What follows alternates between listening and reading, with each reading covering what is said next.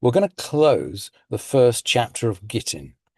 And you might ask, well, at what point are we going to get into the sort of nitty-gritty about how you write a get and how you hand it over and how does it all work? And we will eventually get to these issues in the second and third and fourth chapters.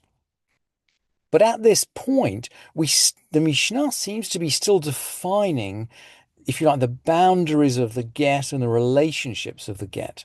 And one relationship of the get, I don't think this is because the sages thought of slaves like wives, or maybe they did. I don't know. But anyway, one of the important relationships of the get for divorce is that of a document of freedom for a slave. So the Mishnah keeps on going backwards and forwards between slaves and wives.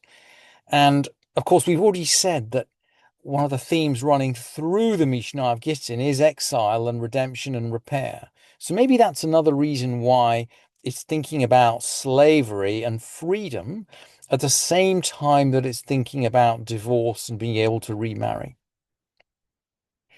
So the first chapter is going to close. Ha'omer ten get ze le'ishti ushtar shachrur ze la'avdi. Someone who says, give this get to my wife, or this document of emancipation to my slave. So that it's as if they're the same situation. Hand over one of these two documents, he says to his emissary. Imratza lachzir, bishnehem yachzir. If he wants to retract, in both cases, he can retract, i.e., he can hand over, he can appoint an agent to send out a get or to send out a bill of emancipation, and then he can retract.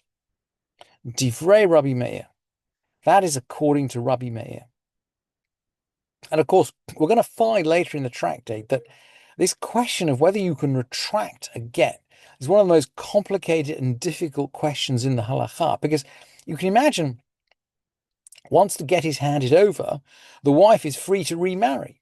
But if the get is cancelled in some way and she doesn't know about it, then, well, we can just imagine the situation. She's remarrying on the basis of a get she received, but she's not free because it's been cancelled. So we can see that the idea of cancelling a get is going to be incredibly problematic.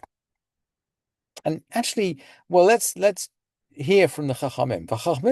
So Rabbi Meir says both can be cancelled, both the get and the document of emancipation. V'chachamim omrim, and the sages say, B'gitei nashim, aval lo b'shachrurei avodim.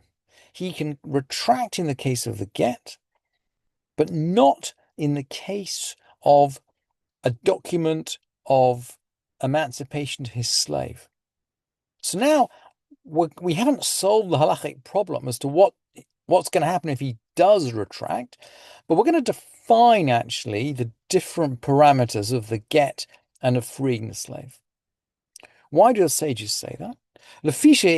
לפי שזכים לאדם שלא בפניו, ואין חבים לו אלא בפניו. So the sages are going to articulate an important principle. We'll see this principle actually in the Mishnah of Kiddushin, when someone gets married by means of an agent, as a principle that we can benefit a person not in his presence, i.e., I can put money in your bank account even if you're not there. I can put money in your bank account. It's considered a benefit to you. Your consent is not required. But we don't detriment him without his presence. Ein chavin lo eila b'fanav. I can't take money out of your bank account without your consent, without your presence. I can put money in, but I can't take it out. So why is this related to cancelling a get? Well,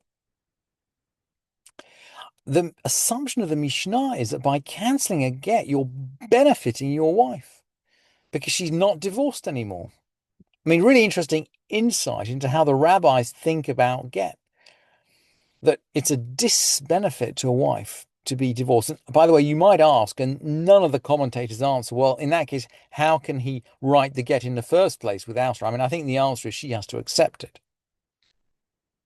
But once he's written the document for his slave, well, being free is of benefit to a slave. So he can't cancel that. He can cancel the get because that document is of no benefit to the wife. He can't cancel the document of emancipation because that really is great stuff for the slave. And the Mishnah is going to, well, okay, so the Mishnah is going to try to explain kind of some of the halachic rationale. I mean, he does have the right, in theory, to stop feeding his slave. I mean, so why is the Mishnah saying this? Well, when he frees his slave, he's naturally going to stop feeding him. So is that a benefit to the slave? Well, the Mishnah says, yeah, he could stop feeding him anyway. But he can't stop feeding his wife. Providing that she remains married to him, he's obligated to maintain her. As soon as he divorces her, okay, she gets her ketubah, but he's no longer obligated in maintenance. So this is why, effectively, the get is a detriment to the wife. She's no longer entitled to maintenance. Rabbi Meir is going to fight back. Amar lahem, v'harehu posel et avdo min hatruma kashem shehu posel et ishto. Rabbi Meir is going to fight back and say, no, no, no, no, no. In the case of truma, the wife and the slave are equivalent because he disqualifies his slave from eating truma by emancipating him in the same way that he disqualifies his wife by divorcing her. And they said to him, Amrulo mi pnei shehu kinyano. That's because his property. So we are defining the boundaries of marriage here. We've clarified that the wife is not his property. It is his responsibility to maintain her, and she's not his property. So again, we might ask, well, why are we taking this tortuous route? But we are learning something about marriage and slavery as we go along. She's not his property, and she is entitled to support. So cancelling a get is a problem, is a disbenefit. What about someone who does the same action but then dies? So this is now part 2 of the Mishnah. Someone who says, give this get to my wife or this writ of emancipation to my slave. Same situation. Umate, he doesn't retract it, he dies. He dies. Lo yitnu lachar mita. They don't give it after his death. So in both cases, the document is not executable after his death. Why? Well, as far as the wife is concerned, well, she's not married anymore. She doesn't need a get. She's free. And as far as the slave is concerned, well, the slave is with his inheritance. So he doesn't belong to the master anymore. In other words, the document is not effective in either case. The situation has changed. What if he said, Tnu manele ish ploni? Give a money to so and so and so and so person. Umate, and he died. Well, that's really interesting. It seems that the posthumous act does work here.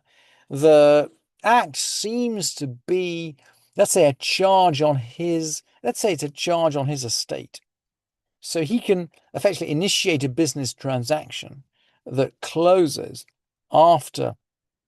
He can initiate a business transaction that closes after his death if it's just a payment, a bit like writing a check, right? You can write a check that could be cashed after your death. But the document of emancipation has no meaning after his death, neither does the document of divorce.